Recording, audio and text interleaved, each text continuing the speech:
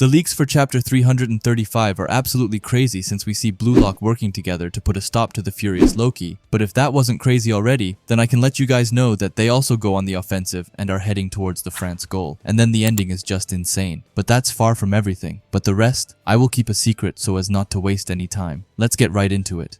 Alright, so the chapter starts off with the text saying, Isagi's shot is blocked, and mercilessly, possession shifts to France. The attack heads towards the rebellious prodigy genius. After that, we spot Renoir, who has the ball in his hand and is getting ready to throw it out. We then see some of the other Blue Lock players, and we start off with Aiku, who screams to everyone that here it comes, a long throw counter. He tells everyone to get back and start to prepare for what's about to come. After that, we also see Aryu, who I have missed seeing for a while now, but he says that this is bad.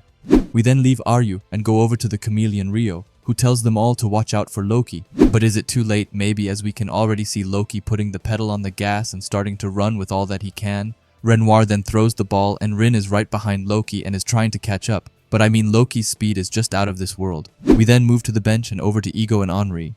And honestly, seeing them mid-matches is like one of the best things ever, as I really enjoy it anyway. Henri is the first one to speak, and she screams out to Ego. She tells him that the strategies have been completely read and they aren't working. She looks back at him and looks to be super afraid and worried as she asks him if they have a plan and asks if they should do a substitution.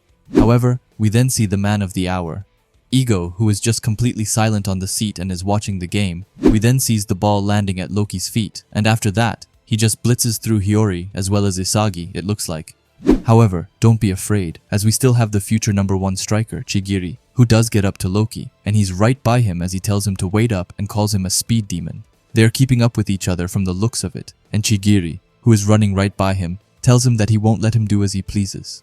We then get into Chigiri's brain here. He thinks that Loki isn't just fast, but that, on top of all that, his contact play is also super strong. But suddenly, everything changes as Loki gets the ball taken away from him. Now you might wonder how that was possible. Well, a little crow came in and swept away the ball from Loki, which left him actually pretty speechless. Chigiri, on the other hand, looks absolutely ecstatic as he tells Karasu that he did a good job, and Karasu, who now gets the ball, tells Chigiri that he also did a good job and calls him princess.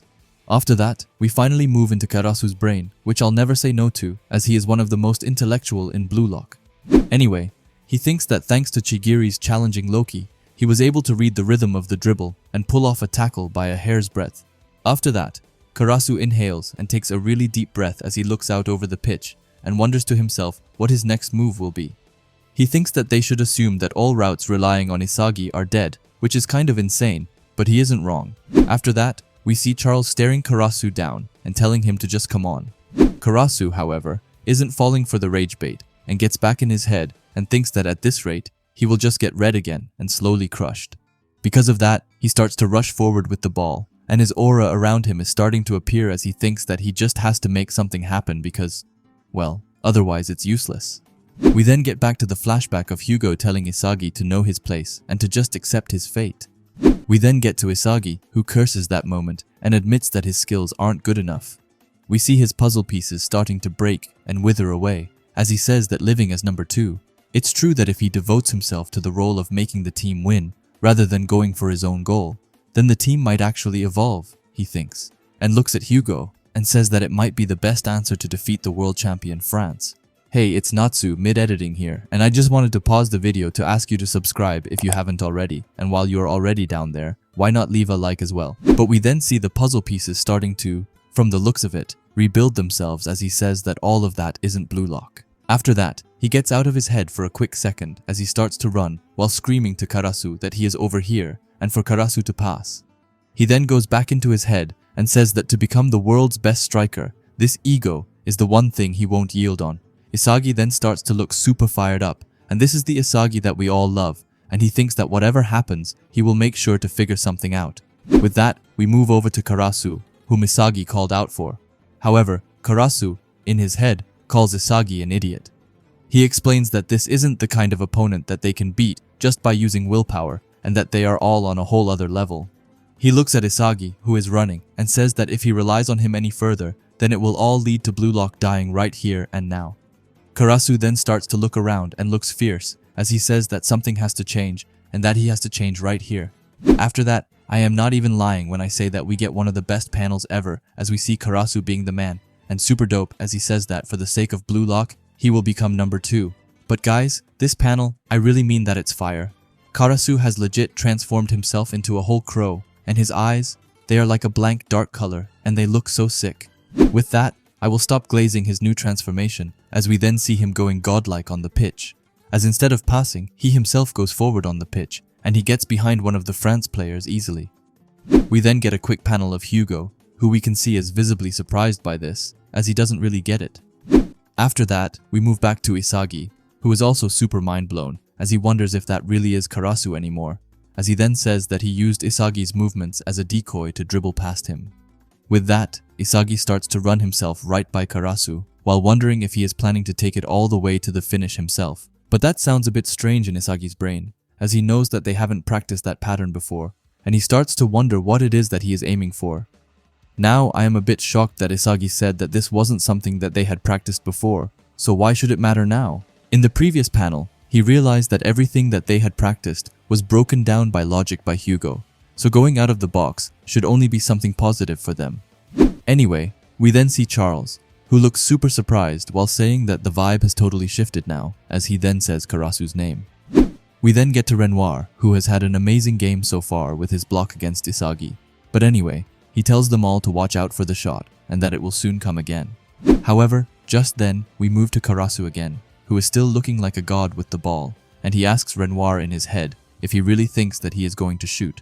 We then move into his mega brain again, as he explains that he needs to erase his consciousness as a striker, telling himself to strip away all the unnecessary information, and that he will use himself as the number 2, which is super cool, and it was what I said was most likely going to happen in my previous video, but to be fair, it was pretty self-explanatory. Anyway, we then get a close-up of his eyes as he tells himself to go on and devise a new design. We then see him looking over to Isagi, Chigiri, and Rin. However, he says that those won't work and calls them all dumbasses, or he calls himself that. It's a bit hard to judge. Anyway, he then hits us with another insane panel, and this one is also just as crazy, as he then says that right now, the play that is currently most suitable for the goal. After that, he doesn't hesitate for a single second as he passes away the ball, up on the field, going past Rin, Isagi, and Bachira. However, Karasu isn't worried as he looks fully locked in, as he says that the striker right now is you. Now who could this mysterious you be that Karasu is talking about? Well, it's actually Karasu who lets us know, as he calls the player the super sadist. And with that, we both know, and we see the ball going to Hiori, who traps it super flawlessly, like the goat that he is. After that, both his and Karasu's eyes starts to light up at the exact same time, and Hiori says that they are stuck with each other after all, and I can't believe it. A Hiori and Karasu link up is something that I have been dying so much to see. Since we know that well they are day ones, and seeing them link up against France in what might be the most important moment in the match is crazy. Anyway, I can let you guys know that there will be no break next week, which is wild. Like, the authors are really working overtime for us, but I more than appreciate it for giving us heat after heat. The next chapter will be called Ice and Crow, which just further confirms that Hiori and Karasu will keep their tag team in the next chapter, and now I'm not going to say too much. However, is it just me, or are you guys also smelling a goal being super close by? Hopefully, I don't give the goal bad luck by saying that. However, I can for sure see it coming closer and closer, but let me know if you guys believe that Blue Lock will get the next goal, and when in that case. Anyway, outside of that, I would also love to hear what you guys thought about today's extremely early leaks, and if you liked them or not. Personally, I was a huge fan since, well, getting to see Chigiri isn't something you always get to do, and seeing him going head to head against Loki just makes it so much more exciting. So for me it was already amazing, but then with Karasu and Hiori linking up together, it just bumped it up into a whole other tier. But like I said, please let me know your thoughts down below. Anyway, if you like Blue Lock and videos like this, then I would highly suggest you subscribe to this channel, and while you are at it, leave a comment and a like, as it helps out with the algorithm a ton. And if you are curious to see another video of mine, then please watch the video that will be popping up on the screen now. Anyway, thanks for watching, and have a great day. Bye.